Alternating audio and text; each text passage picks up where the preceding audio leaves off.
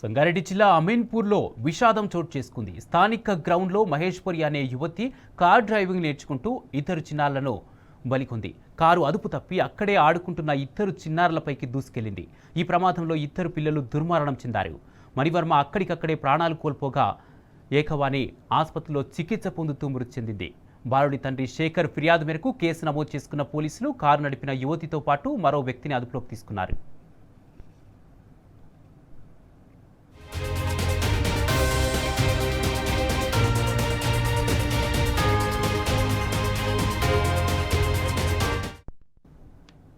పేరెంట్స్తో కలిసి ఆడుకుంటున్న టైంలో మహేశ్వరి అని చెప్పి లెర్నింగ్ లైసెన్స్ హోల్డర్ ఆవిడ, వాళ్ళ భర్త రవిశేఖర్ అని చెప్పి తను ఆవిడకి కారు నేర్పే క్రమంలో కారు అదుపు తప్పి అక్కడే ఆడుకుంటున్న మణివర్మ అండ్ ఏకవీణ అని చెప్పి ఇద్దరికి కారు యాక్సిడెంట్ చేయడం జరిగింది. దీనిలో మణివర్మ అక్కడే స్పాట్ డెత్ అయ్యాడు. ఏకవీణ హాస్పిటల్లో ట్రీట్మెంట్ తీసుకుంటుంది.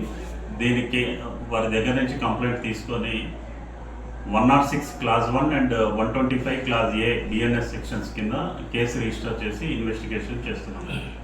పాప కండిషన్ నార్మల్ ఉంది, ఇబ్బంది ఏం లేదు.